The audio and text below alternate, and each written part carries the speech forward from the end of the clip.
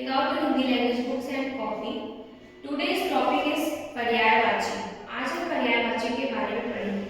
पर्याय का अर्थ होता है समान, अतः पर्यायवाची समान अर्थ व्यक्त करने वाले शब्दों को ही कहा जाता है। दूसरे शब्दों में समझा जाए तो ये कि जो शब्द समान अर्थ के कारण किसी दूसरे शब्दों की जगह ले लेते हैं। जैसे यहाँ पर आपका उदाहरण दिया है भोजन और खाना।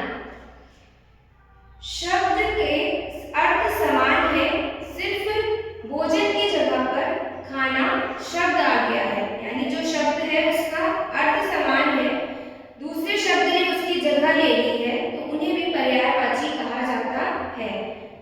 ऐसे शब्द जिनके अर्थ समान हो हिंदी व्याकरण में पर्यायवाची कहलाते हैं। परिभाषा देखिए, पर्याय का अर्थ होता है बदले में आने वाला। जो शब्द एक दूसरे के बदले में प्रयुक्त होते हैं पर्यायवाची कहलाते हैं।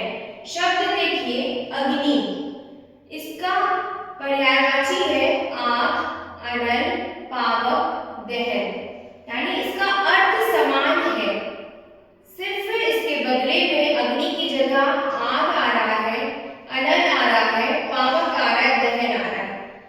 समान अर्थ है, सिर्फ नाम बदलते हैं। अग्नि के बदले में आने वाले शब्द ही क्या होते हैं? पर्यायवाची। किरण के बदले में अंशु भी आप बोल सकते हैं, लिख सकते हैं, ज्योति भी बोल सकते हैं, रश्मि भी बोल सकते हैं, लेकिन उसकी मीनिंग, उसका अर्थ समान होता है। इसी कारण इसे पर्यायवाची को समानार्थी शब्द भी कहते हैं, यानी समान अर्थ व्यक्त करने वाले शब्द। किरण शब्द का समानार्थी या पर्यायवाची क्या होगा? अंशु, कर, ज्योति, रश्मि। कोयल शब्द का पर्यायवाची कोकिला, वनप्री, पिक, पर्दे। इंद्र शब्द है, इंद्र तो एक ही है, उनको आप देवराज भी कहते हैं, पुरंदर भी कहते हैं, महेंद्र भी कहते हैं, सुरपति भी कहते हैं, यानी भगवान इंद्र तो एक ही है, सिर्फ उनके नाम बदल गए हैं। तो जो बदले में आने वाले शब्द होते हैं वही हमारे पर्यायवाची होते हैं। आम आपका फल तो एक ही है, उसका अर्थ समान है, चाहे आप रसाल कहिए या अमृत फल कहिए या आम्र कहिए या प्रियांबु कहिए। समान अर्थ प्रकट करने वाले शब्द क्या कहलाते हैं स्टूडेंट्स? पर्यायवाची शब्द कहलाते हैं। तो आम का पर्यायवाची क्या हुआ? रसाल, अमृत फल, आम्र, प्रियांबु। आई होप आपको पर्यायवाची समझ में आ गया होगा।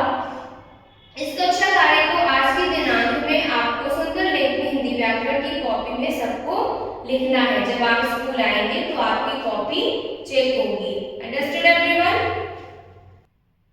ओके स्टूडेंट्स, तो आज का आपका गृह कार्य है होली पर निबंध लिखना है। आप कक्षा 5 के विद्यार्थी हैं तो कोई भी क्लास 2 के लेवल का होली पर निबंध नहीं लिखेगा।